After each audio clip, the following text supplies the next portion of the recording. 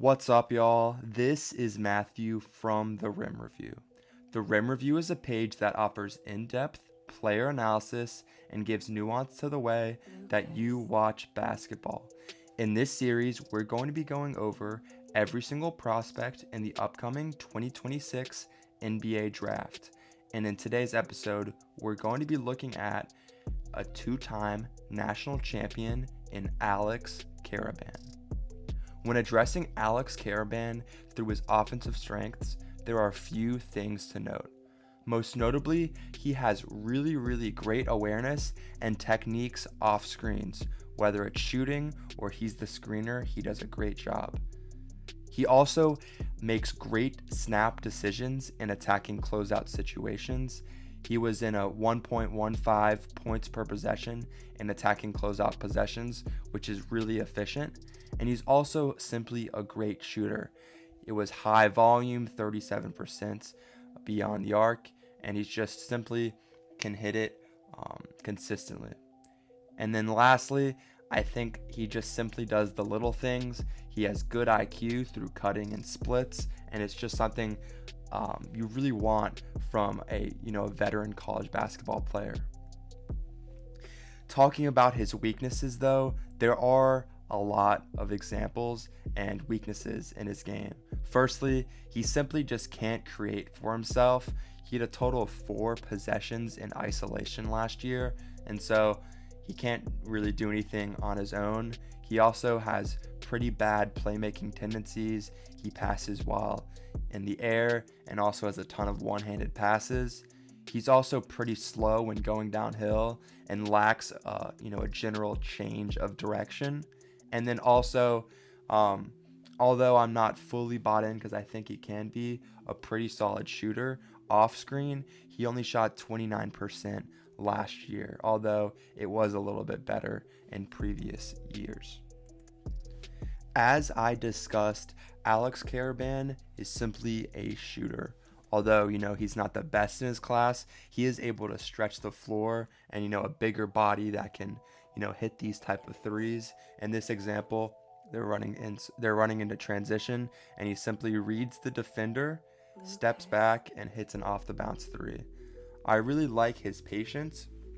However, there's some examples like this where he simply could, read the floor a little bit better, and he misses an easy good to great. I know he shoots high quality on catch and shoot. However, simply I like a simple good to great pass to Silas Dimery, and that's much more of an efficient corner 3 shot rather than a foot or two behind the arc on a high quad shot. I think, as I've said, he's really good with his patience. In this example we see right here, he set a ghost screen, doesn't set it whatsoever, and so Elliot Cadeau is on him, but not great communication, and so he's able to step into a shot, reads that Cadeau is a little bit behind, and so he's able to hit these shots. In this example, I know he doesn't, but I like his consistent patience when shooting. And also in these examples, he's also able to make pretty good reads when they're in an off-screen example we see right here. He goes and sets a ghost screen and then gets that ghost screen into a flare. UConn love to do this a ton, and so he makes a good read immediately and uses, although not the most athletic player, a simple change of pace and goes off to. Karaban does the little things. This example, again, another off-screen example where he's in the paint, goes off of a pin down from Eric Rabe. And in this example, we see, again, a tight curl, but as he's downhill, goes off two, and it's consistent, but sometimes you just need a little bit more patience rather than launching from two, simply just trying to read the floor. In this example, Terrace Reed, again, pretty much the same example where it's an off the screen pin down example where Karaban is going to tight curl this. And so we see Terrace Reed sets this, and although, again, not the most athletic guy, Karaban is going to tight curl this screen and then get downhill and, hit a pretty simple floater. Karaban's also able to, pass in these same exact examples. We see in this one right here, same example, Terrace Reed setting a pin down. You've seen this constantly. And again, in this example, as he tight curls it, he's going to hit a little pocket pass to Terrace Reed, and Malik Brown really can't do anything. He's either going to have to pick it up because Isaiah Evans is behind him, or he's just going to let Karaban get a simple, right-handed layup. And so Karaban makes a good read, and that's a beautiful assist. We've got two more quick examples in off screen, and then we're going to, continue to address different parts of Karaban's game. But again, it's another simple read where he's able to play make and unselfishly get the ball out of his hands.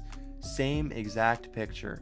I think NBA teams, similar to Dan Hurley, are very, very intelligent in their off, screen actions. And so again, a simple pin down can result in Karaban to unselfishly get it to the big man and, get a and one assist.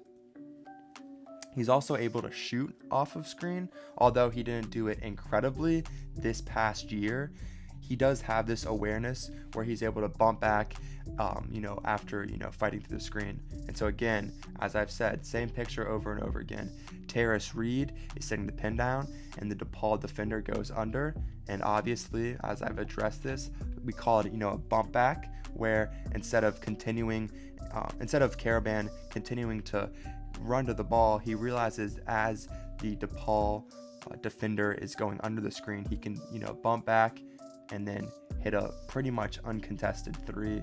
And that's, he's going to hit that at a high clip. Isolation, I really don't think this is going to be part of his game whatsoever. And so in the NBA, I think he's going to be more of a guy that's going to space the floor in a corner and do the little things. In this example against Creighton, it's almost at the end of the year, and so another Big East game, and simply he tries to jab but doesn't pick the ball up, and so someone simply in the gaps can, strip and rip.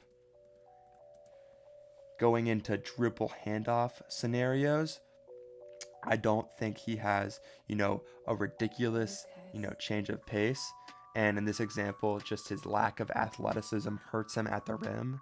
And in this, as I've addressed, simply it's going to be, a similar action as always. In this example, solo ball setting a pin down, going into some zoom action. And so Karaban really can do whatever he wants from here, but personally, I don't like the ball in his hand. He goes against this though and tries to get downhill, and this is going to be kind of the story for him if he's going to be trying to scoring in isolation examples. I'd much rather have him score like this simply by cutting an off-screen movement. This is simply some splits into some chest or flare, and so simply you see right here, he's setting a flare screen for Silas Demery to go off of it. But again, as we see, Texas is switching, and guy like Dan Hurley, really, really intelligent, he sees a switch, and Karaban is simply going to slip the screen. And so we see he slips it. It's a late switch, and that's an easy bucket. He's got this really, really high, IQ awareness that he's consistently able to have in cutting. And then this second part of the game, this is what I want for Karaban if he's in the NBA in a consistent, rotational minutes. All I want simply for him is to be, a corner guy that can provide shooting, or in this example, he's able to, use some momentum to stampede downhill and, get an off two dunk. I don't really think I need a guy like Karaban to, try to, isolate and score. He can hit shots like this. In this example, it's another really solid snap drive where he's in the corner. We see it's around a 32 against a pretty solid UCLA team. And, he's able to have a snap drive. It's off two, although he misses it. And he's able to get the offensive rebound and a putback. And he's got this, high motor that he has. Again, not the most athletic player. I will completely admit it. You're not drafting Karaban and for a guy that is going to, be a freak athlete that's going to pan out. We know he's an older guy, but he does the little things, and I think sometimes you just need to have a guy like that on your team. He's not going to take time to develop, although he's still going to need to work out, examples like this where we've got another guy I've seen, Zuby Ejiofor. Make sure to check that video out. But he has that snap drive, but tries to draw a foul. It's 7 seconds into the shot clock. I don't really think you need, although it is a paint touch, I'd rather just try to get into a more high quality shot attempt. We see right here, you'll see at the top of your screen, Dan Hurley is frustrated. What's going on? Not a big fan of that possession. Probably he was wishing for a foul call there, but with mature defenses keeping their hands up, it's gonna create some trouble at times. As I addressed a couple examples ago, talking about isolation, there were a couple of situations where Karaban, simply didn't, like when a defender was trying to reach in the gaps and strip and rip, he did not, get the ball up high, and it resulted in a turnover. In this example, though, at the start of the year, Karaban, as we've said, Terrace Reed is setting this chest screen, and as Karaban goes downhill and there's some stripping and ripping and trying to work in the gaps, he picks it up early and is able to finish it at the rim. And so I just consistently, for a guy like Karaban, I truly believe that he's going to be able to hit those type of shots and make those types of reads getting to the paint. This is going to be, again, another example of an attacking closeout situation. He's being used as a screener, and he likes to simply, peel or ghost this screen. And so attacking closeout situations, there's going to be a switch. Braden Mullins' man's going to pick up Karaban, and he's able to, get a strong pump fake, strong with his left shoulder, and is able to finish at the rim. We have one more example of an attacking closeout situation, and in this example, unfortunately, Karaban really isn't the most athletic guy, and he has a pretty bad turnover. I think, again, the one thing you need to note is not the most athletic guy, so he really isn't able to sprint to the corner because he lacks that athleticism. So he catches the ball early and gets a little pump fake downhill, but unfortunately jumps in the air, and that's a turnover. And that's something that, surprisingly, for a guy that has played college basketball for plenty of years, he needs to really clean those up. But unfortunately, he still has these little fits where that happens. Going into pick and roll, I think if he's not going to be an off the screen guy, although he's not going to be truly a pick and roll consistent roll man, I think he's able to pop if you need to. And for a lot of defenses, popping is sometimes pretty difficult, especially when it's an empty side. And so a lot of NBA teams can use this ability for Karaban to stretch the floor pretty decent. He's a pretty solid screener, not elite, but he's able to hit shots if needed. This example, again, another one of these examples where Karaban is going to ghost the screen into a flare, and unfortunately we see right here, although he does not hit the shot, again, it's that same situation where you go under, try to switch, the defense isn't able to catch up on him, and it's a miss. But that bump back shot is something that I like in his game. Another example in the Michigan State game, the one thing I don't love in this example, although it's not a great finish, he's not really a floater type guy, but he has no change in pace, which again is his lack of athleticism.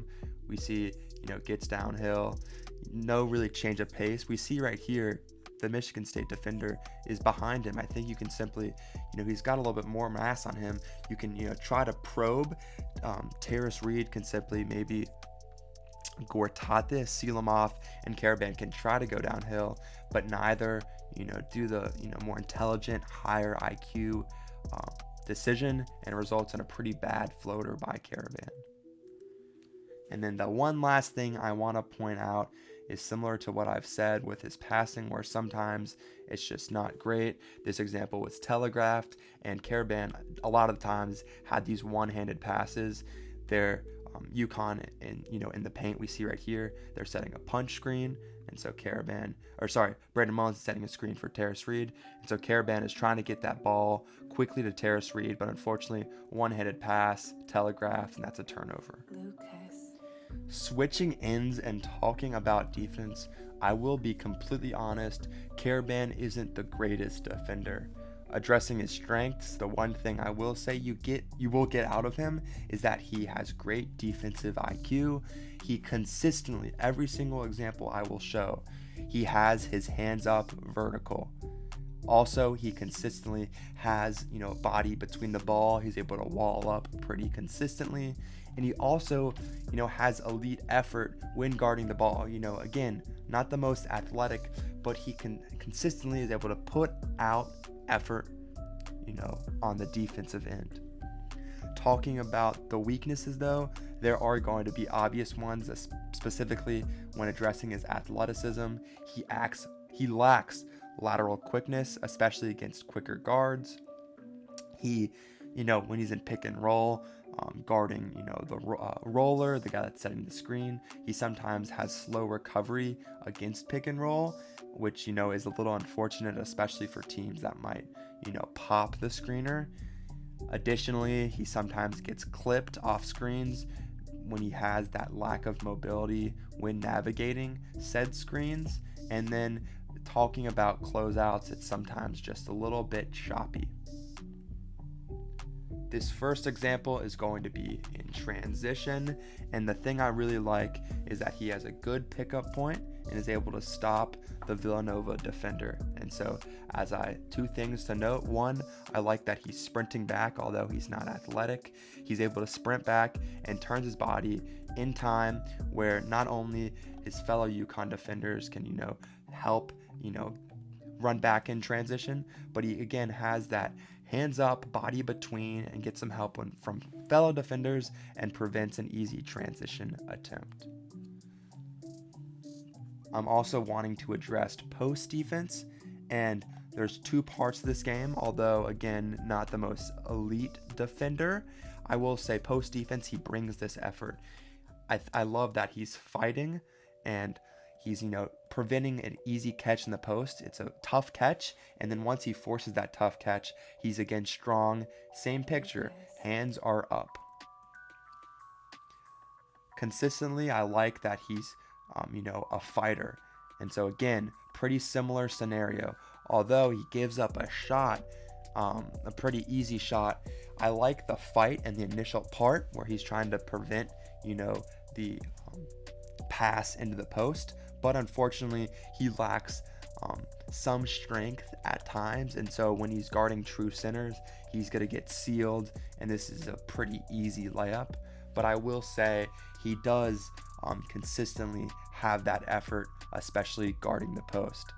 I think this example against Kansas, again, two things. Hands up vertical, as we see, but then also this is just a really, really good photo to see. He's low.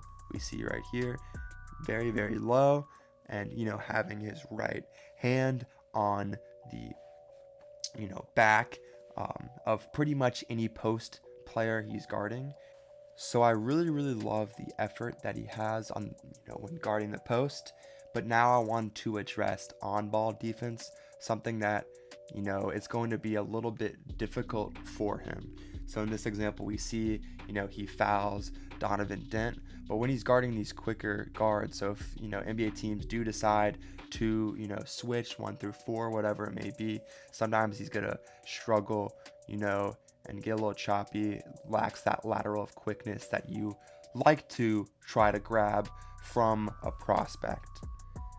I do like his consistent good stance, however.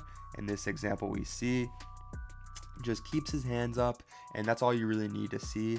I think he's playing a little bit lower because he lacks that lateral quickness, but those hands up consistently is a very, very good sign that I will say a lot of players don't have. And I think that's really, really a good sign, because although you're not drafting him, again, for the potential, but for a guy that's going to, 1, know his role, and 2, do the little things and do them right. although, he's getting, might be getting cooked by Richie Saunders in this example because he, isn't staying low. He does able to, attempts to have a body between and keeps his hands up. And so that's really, a double-edged sword for him because, he's not going to be, a killer defender. He's going to be, again, getting kind of cooked by pretty much any guard that he's going to be having to, contest. But all you really want from a guy like him is to, have that strength. Probably not going to be a switchable defender. In this example against DePaul, I think he does a pretty solid job at staying on balance. Although it's a kind of a little bit of a slow pop back, and again, I know it's a late on the shot clock, but he's able to have, a contest on a mid-ranged shot attempt. And I will say that although not the, most elite defender, I think, pick and roll might be another concern and main issue. In this example, he's not, he's not guarding the screener, but instead guarding the man with the ball, and it's just a little bit of slow and bad navigation, which can kind of result in, some easy, 3-point attempts, dribbling and, into the shot. I think I mentioned this in the weakness section, but sometimes he doesn't have, great like returning to his man. And so in this example, they're, running drop, and unfortunately he's a little bit behind the play. And so basically they got 2 on the ball, popping the screener. And so he tries to, return, but it's a bad closeout, slow, and that results in a really, really easy layup. And that just simply happens because you're behind the play. In the final 4, in this example, they decide to switch.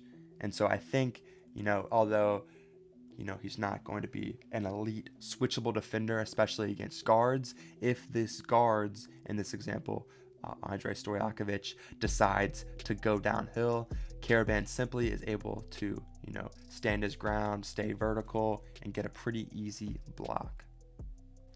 Let's go through another example against Illinois, this time at the start of the year. And the one thing I want to address in this example is his slow recovery. And so unfortunately for Karaban, that lack of athleticism is going to be shown, especially if they're going to want to hedge. And so in this example, we see that they're going to hedge the screen against Kylan Boswell, but it's a very soft hedge.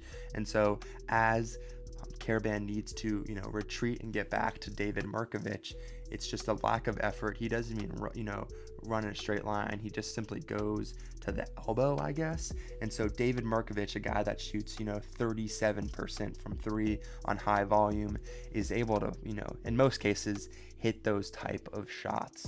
And so that lack of versatility and athleticism is going to be consistently seen not only in pick and roll, but also in off-ball examples. And so whether it's off of the screens or whatever it may be, a simple pin down and Karaban is going to be clipped again in, this sort of, double stagger. My apology, that should be a screen, but a double stagger at the center of the court. And so that lack of athleticism and ability to navigate is going to be shown, pretty much everywhere on the defensive end. We see right here, again, another pretty similar example where he tries to fight through this pin down. And so, this might be an ATO drawn by Georgetown, but pin down, he tries to fight. But that bad lateral quickness is going to also be shown if he's able to fight through those screens. Simple change of direction by pretty much any NBA player is going to hurt him tremendously. I now want to talk about help defense, and sometimes that lack of lateral quickness is also shown in this example, where simply I want, if you're in this, this position right here, I want you to, again, as I've addressed plenty of times, simply swipe and gap and then get back to your man. But that lack of lateral quickness is tough for Karaban, as he doesn't even, have a high quality gap. It's a pretty bad gap, and then doesn't even get back to his man where he can contest. the shooter.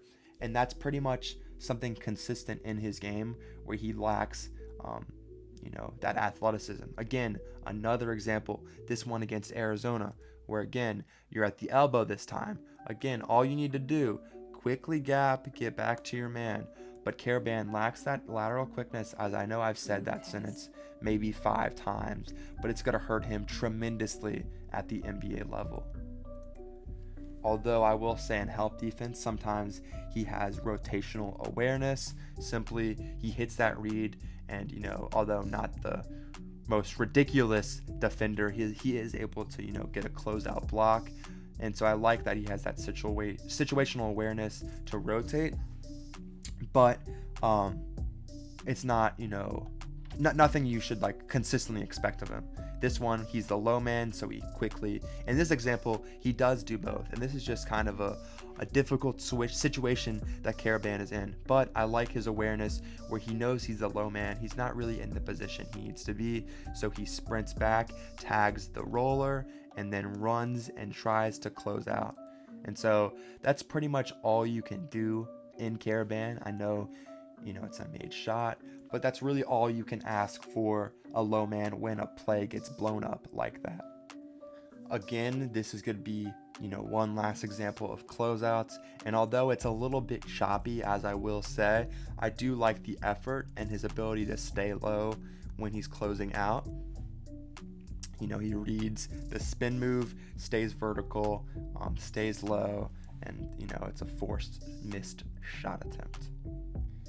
Alex Karaban is a very weird player to analyze because he simply lacks athleticism and he's simply a really, really old prospect. He's 23 years old. He's probably going to be 24 in his first NBA game if he plays it. And so that lack of athleticism and age, firstly, is not going to be a great combination pretty much in any draft.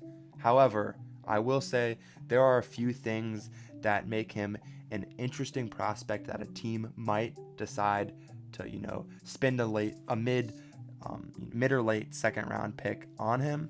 I think Karaban knows his role, and I think he's going to have that disciplined, mindset to know what he's, stepping into at the NBA level.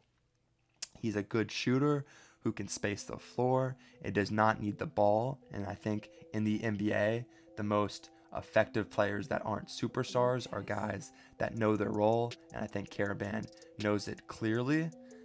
I do know that defense is a very, very significant issue, but he does have the effort, to do the little things, staying vertical.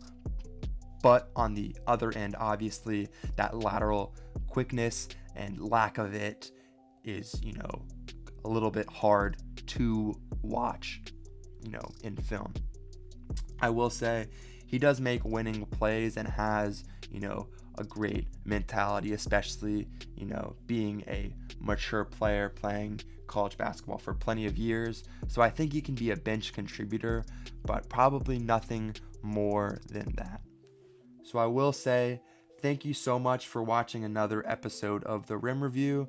If y'all have any questions on the analysis or suggestions on players you want me to watch, please let me know down below. Until next time, thank you so much.